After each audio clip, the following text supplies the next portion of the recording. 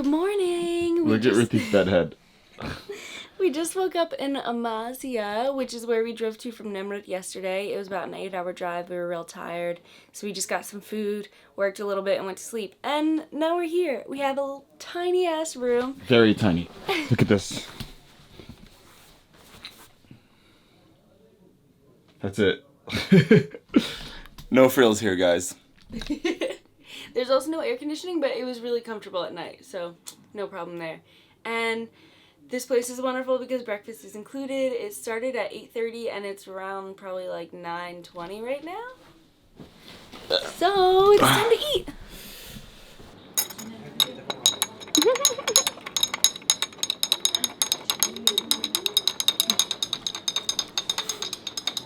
It almost always comes with tea. Cool. And they give us egg too. Eggs.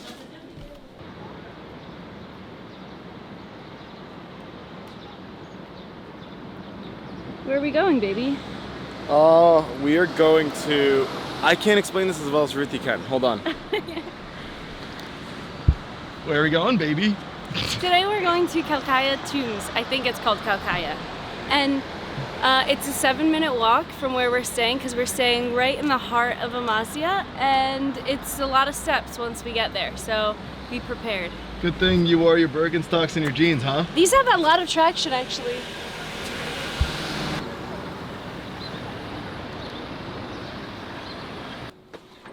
The stairs begin. Here we go.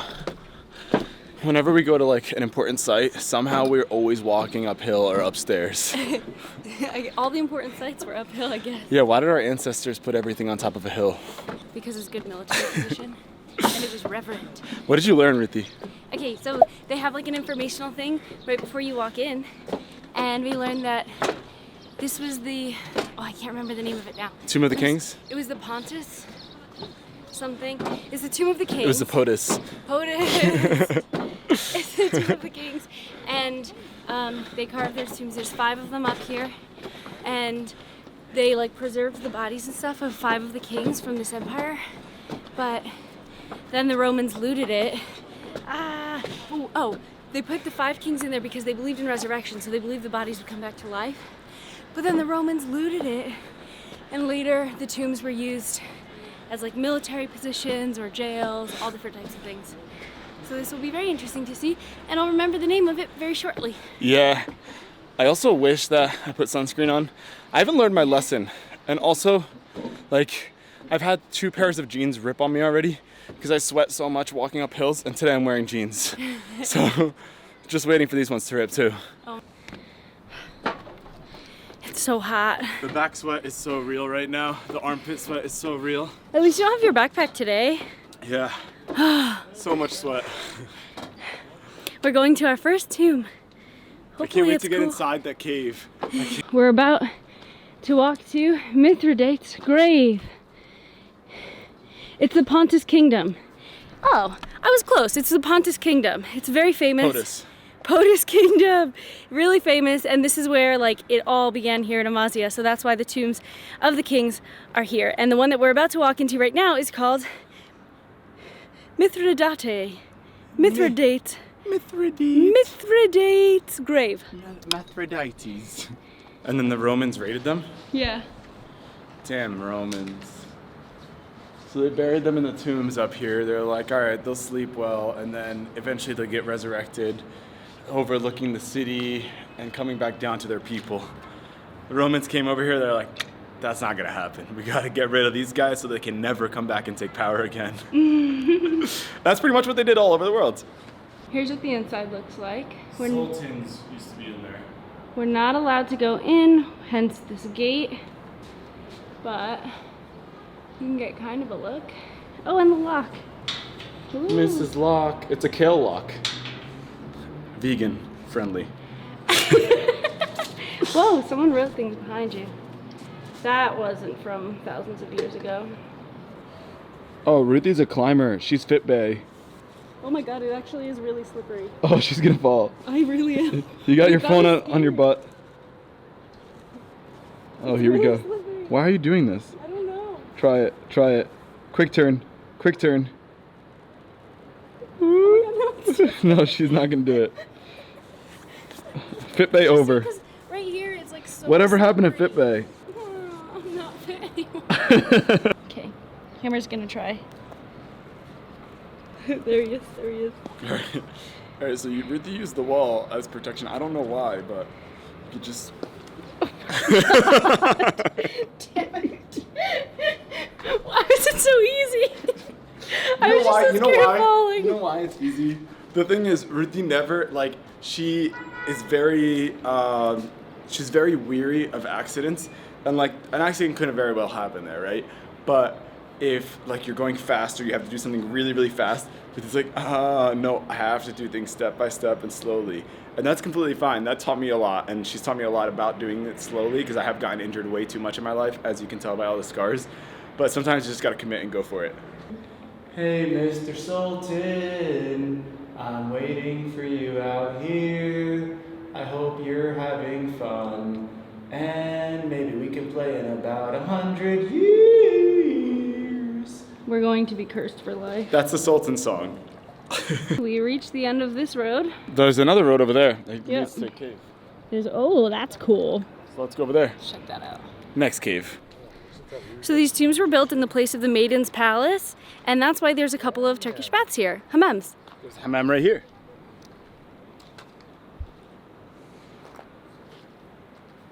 Right now we're walking into a grave that was built in 183 BC. It was actually built for the last king of the Pontus Kingdom, and it wasn't finished. And the reason is because the Roman Empire took over. So even though this was planned to be the largest and most magnificent of the graves that are up here in Amasya, it wasn't finished because the Romans took over.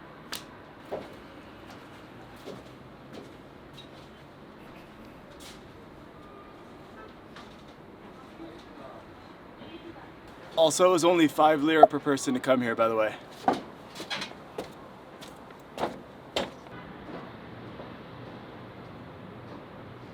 It's so many stairs and he's so far ahead.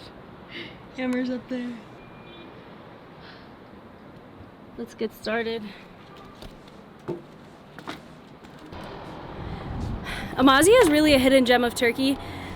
When we decided to come here, we literally just saw one picture and we were like, oh, that looks cool, we'll just go there for a few days. But there's actually, it's a surprising amount of history that's really, really well maintained, and everything, it just looks so much more unique than anything else we've seen so far in Turkey. And I feel like there's a lot to do. There's really cheap prices for everything. Yeah, I mean, it's a pretty big city compared to a lot of places that we've been to recently. Not as big as Istanbul. Obviously, that city's huge, but it has everything that you'd ever want, from hammams to getting a haircut, which I really want, to Burger King, to ancient sites, to any type of food that you're looking for. It is such a chill, laid-back city with super cheap prices. To put it into perspective, it's 30 lira per person to go to hammam here, whereas in Turkey, in Istanbul, it's upwards of 100 to 160 lira in some places. So it's so much cheaper here. We ate yesterday, we had 3 donors and 3 ayran for 18 lira. I mean, that's like $3. It's nothing. It's so awesome, and I am so excited to be spending a couple days out here. Me too. Look, if you look closely, you could see his back sweat. I have a lot of back sweat. I have a lot of butt sweat, which y'all can't see. This is the view when you're leaving. There's shops in case you want to buy souvenirs. Yo, look at Sultan selfie out here. This is a real cell phone, my guy. Just me and my Sultan, homie. We've seen this all over Turkey. There's like scales where you can pay to weigh yourself. Like, kids will line up in other cities that we've been to and they just have like a scale with them.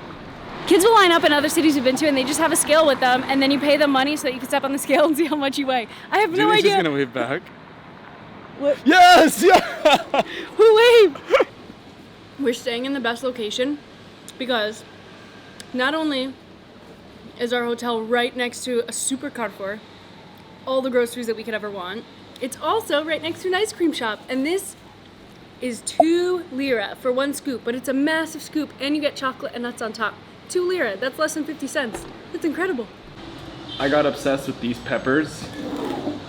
They are super good, right? But they're also very spicy. So I've had a lot of them.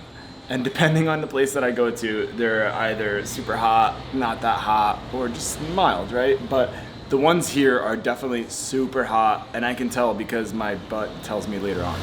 This place probably has the best donors I've had in all of Turkey. It's true. I was getting really tired of donors, but honestly, they're really good here, so I'm not even that tired of them. And I run. Good morning! We just got to the Amasya Castle, which is also called Amasya Kalisi because Kalisi means castle. in Khaleesi Turkish. also means dragon queen. Mother of dragons.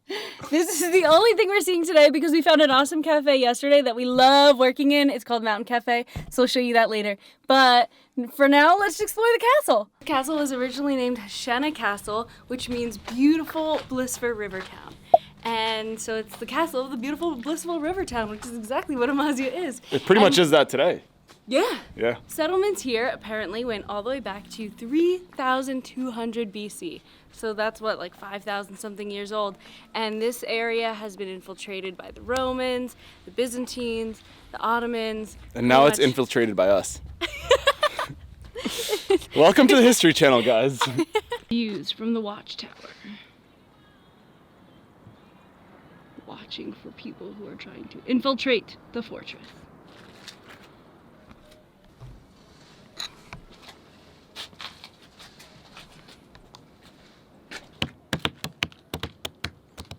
Jungle jams.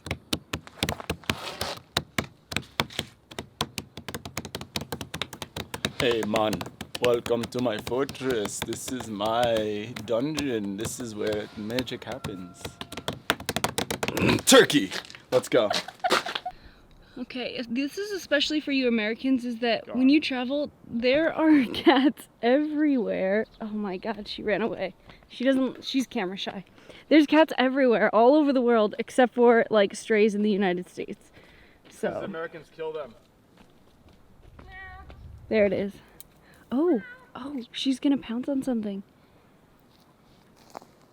Oh, hammer. She's looking, she's gonna pounce. Stop, hammer. Oh, she's cute. She's looking.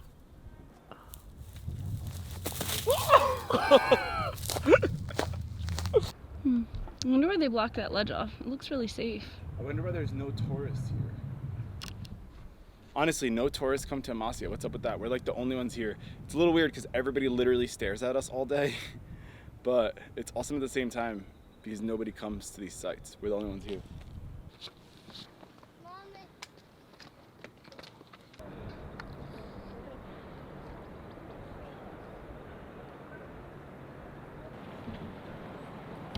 Those are the tombs we saw yesterday. It's right there. Okay, cool. We just conquered the fortress. Let's go.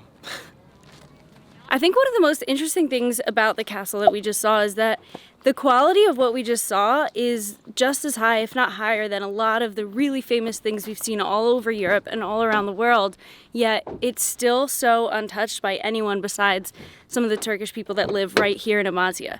So it's kind of weird thinking that, like, if this place was in Italy, or if it was in Greece, or if it was in Paris or France, then it would definitely be super, super popular, like tourists everywhere. It'd be hard to get any photos or videos. But because it's here in Amasya, Turkey, not that many people come here, and it's kind of crazy.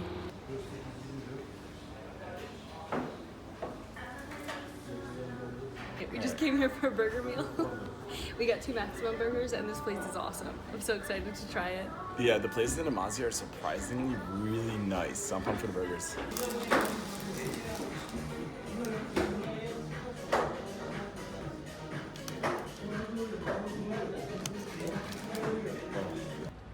I mean, we'll probably get this tomorrow, but just in case.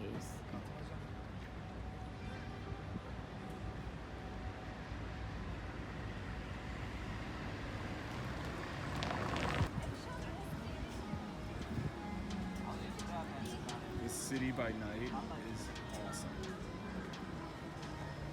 It's all lit.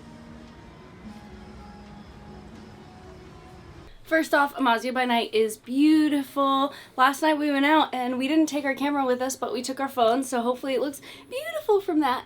And Now we woke up, it's our last morning here, we had breakfast, and we're on the way to Zonguldak. Amasya is beautiful. It's so underrated because I never heard of it before I really started doing a lot of research on Turkey, but worth going to if you happen to be in Turkey for a long time, or if you're Turkish and you want to see something pretty in your home country.